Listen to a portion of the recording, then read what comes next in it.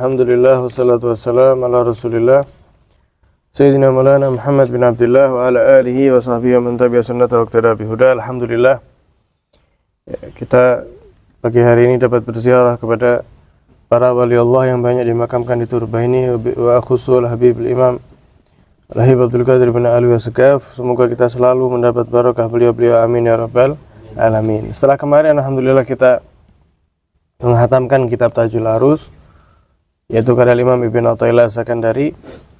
Maka saya minta pendapat daripada Al-Habib Abdullah bin Muhammad Baharun, ya, apa kiranya yang beliau pilihkan kitab untuk kita baca. Ternyata beliau memerintahkan untuk membaca kitab Tajul Arus, ya, dari Tajul Arus ganti Tajul A'ros, ya, jadi hanya perbedaan sedikit, satu huruf saja, dari waw berubah jadi alif, ya. Nah, ini kitab 2 juz, ya, lumayan tebal ini ya, mudah-mudahan barokah sehat, insyaallah alamat sehat panjang umur nih ya. Kita akan bahas ini 2 juz.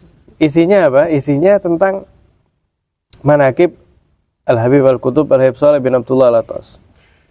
Nah, Habib Shalih bin Abdullah Al-Attas ini gurunya banyak, temannya banyak, muridnya banyak. Lah, ini akan dibahas satu-satu. Guru-guru beliau, ya. Ya, apa sih kesehariannya mereka itu? Kisahnya mereka ini gimana mereka menjalani kehidupan, bagaimana Habib Shalih bin Abdullah Al-Attas itu sendiri dengan dahsyatnya, teman-teman beliau, santri-santri beliau, orang-orang yang hidup di zaman beliau. Nah, ini kisah-kisah seperti ini nih sangat penting untuk kita pelajari, khususnya di zaman sekarang. Syekh Abdullah Sa'adi Al-Yafi itu beliau mengatakan betapa pentingnya baca cerita ini dan mengambil pelajaran serta kalam-kalam mereka. Beliau mengatakan, al-hikayat jundun min junudillahi ta'ala, taqwa biha qulubur mulidin. Jadi cerita-cerita itu merupakan bala tentaranya Allah, yang dengan cerita-cerita itulah akan semakin kuat hati keimanan al-muridin, orang-orang yang memang ingin dekat dengan Allah Subhanahu wa ta'ala.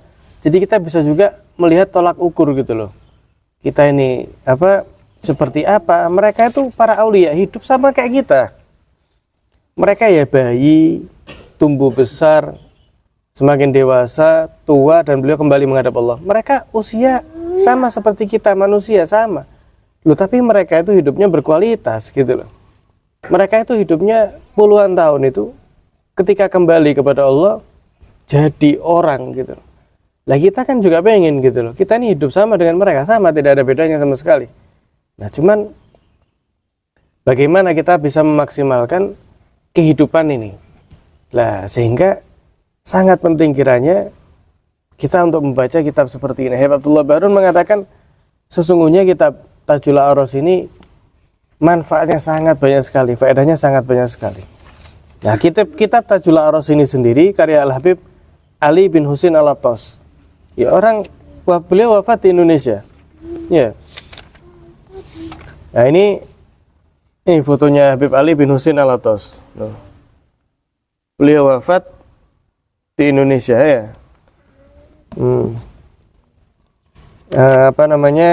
Karangan beliau ini merupakan sambungan atau ringkasan daripada kitab yang disusun Habib Muhammad bin Ahmad bin Abdullah Al-Attas, yaitu keponakan daripada Habib Shalih bin Abdullah Al-Attas, yaitu namanya Ta'nisul Qulub wal Hawas, kemudian diringkas jadi Tajul A'ros. Kemudian Al-Habib Ali bin Husin Al-Attas di sini, beliau sebagai pembuka, sebelum orang-orang ini kaget baca kitab beliau yang berisikan orang-orang yang memang luar biasa ya, dan pada akhirnya selain beliau menjelaskan tentang akhlak, menjelaskan tentang ilmu mereka, juga akan beliau cantumkan di sini karomat-karomat mereka para aulia. Nah, karomah itu juga beliau cantumkan di sini, selain keilmuan, akhlak, kisah hidup mereka sosial. Nah, Bismillahirrahmanirrahim, ya, beliau mengatakan, Iqala Habib Ali bin Husin Al-Attas, aqulu wa anal abdul faqir ilallahi ta'ala Ali bin Husin bin Muhammad bin Husin bin Ja'far bin Muhammad bin Ali bin Husin bin Umar bin Abdurrahman Al-Attas. Alhamdulillah al-mutafaddil ala man syaa bima syaa al-mutafarrid bimazidil istifa wal ijtiba wal muyassir kullan lima khalaqa min ajlihi bitariqil ilham wal ilha. Wassalatu wassalamu ala sayyidina Muhammadin murakis dairatil wujud warahmah al-muhda likulli mawjud wa ala alihi washabihi alladhina simahum fi wujuhihim min athari sujud wa ala khalaqihim fi wadhaifihim wa ala khulafaihim fi wadhaifihim al-badhilina nufusahum wa amalahum fi sabilillah alladhina la tulhihim tijarah wa la bay'un an dzikrillah. Wa akhusu minhum al-imam alladhina aqad ijma' ahli zamanihim min ma'asirihi wa munasirihi wa aqranihi ala wilayatihi wa ilmihi wa irfanihi al-habib al-arif billah wa dal alaih Salih bin Abdullah Al-Attas sakin balad Amd wa wal murad indal itlaq fi sawin aw amad. Nah, di sini ala kulli hal Habib Ali bin Hasan Al-Attas beliau memulai kitabnya dengan memuji Allah Subhanahu wa taala, ya, kemudian bersolawat kepada Nabi, mendoakan para sahabat, kemudian para khalifah, khususnya Al-Habib Al-Qutub Salih bin Abdullah Al-Attas.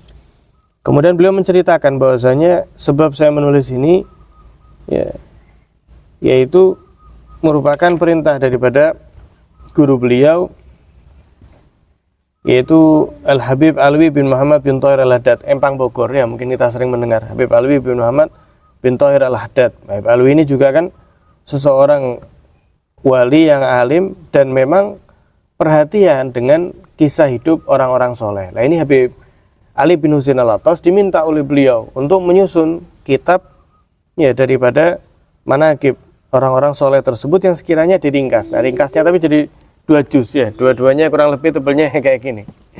Nah, ini sudah ringkasan. Mudah-mudahan kita dapat barokahnya, ya. Amin ya rabbal alamin. Di akhir beliau mengatakan, wa nas'alullah al-karim rabbal arsyil azim an yaj'ala amali hadha hilqa tawaslin baini wa baina man rasa'tu bi dzikrahum hadha taj wa an yaj'alahu daiman nafa' wa kasrul intaj. Innahu musabbibul asbab wal mauti bi ghairi hisab la ilaha illahu alaihi tawakkaltu wa ilaihi mata'ab.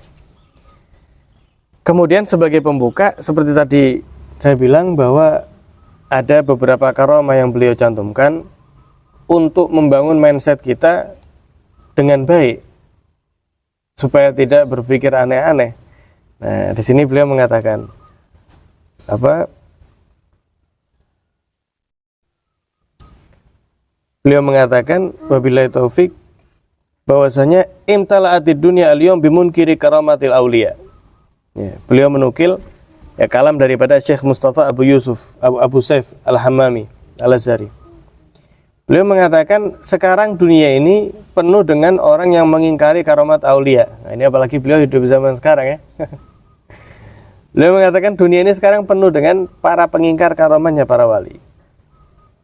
Bahkan bukan hanya sampai mengingkari karamatnya aulia, bal wa biman yuhzi'una biman ya'taqid karamatil aulia. Bahkan mereka meremehkan orang-orang yang mempercayai adanya karamat. Jadi bukan hanya mendustakan karamatnya, tapi orang yang mempercayai karamat diejek. Kamu ini 2024 kok sih percaya begituan. Lah, ini di zaman beliau pun terjadi. Dan mereka menganggap orang-orang yang percaya sama karamah aulia itu orang-orang abad pertengahan. Ente ini, kamu ini hidup di zaman kapan gitu loh, kok saya percaya sama model kayak gini nih. Wa yarawna anna la nazal fi ta'akhur fi dinina dunia. Kamu ini orang yang keterlambatan urusan dunia akhirat. Masa kok sekarang masih percaya dengan karamat?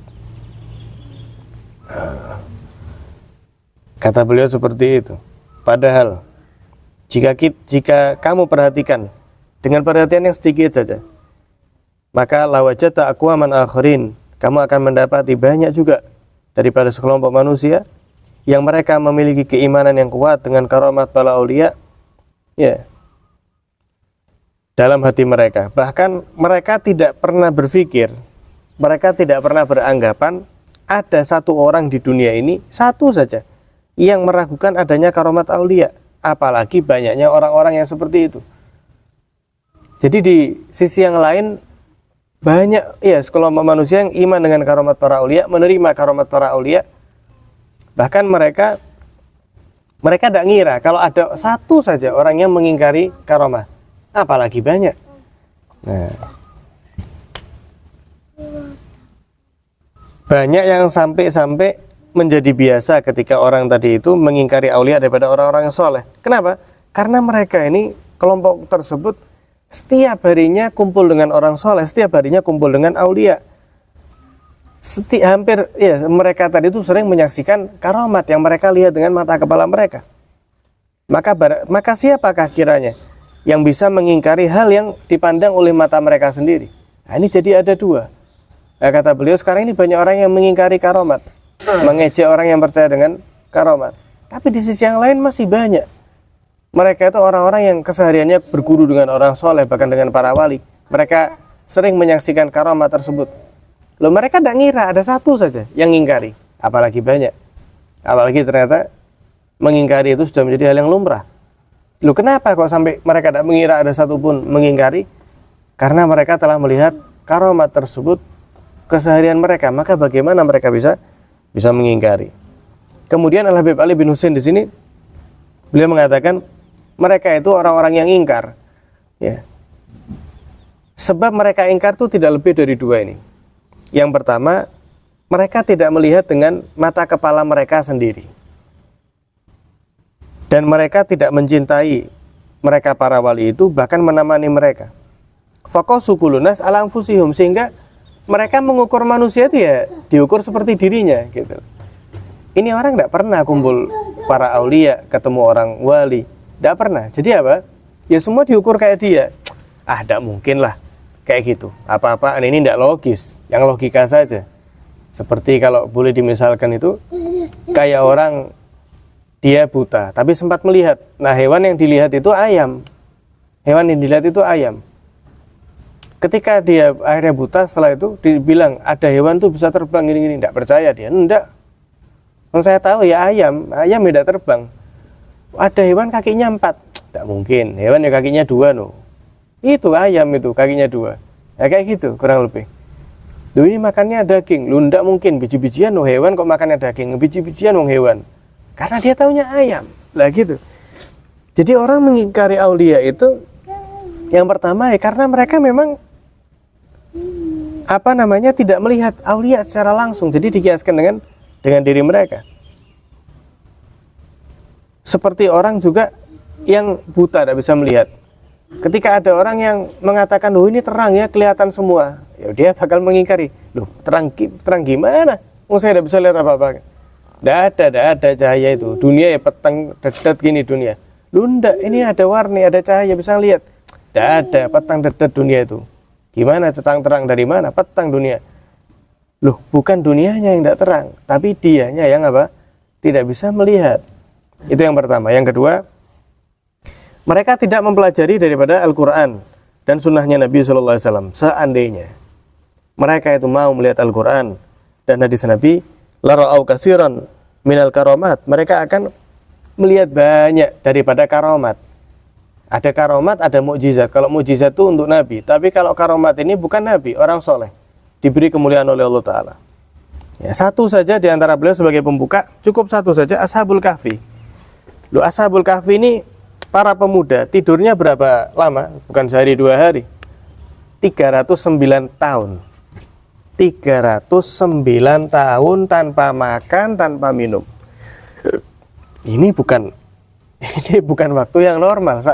Ngawur-ngawurnya orang paling ya sehari tidurnya 390 tahun.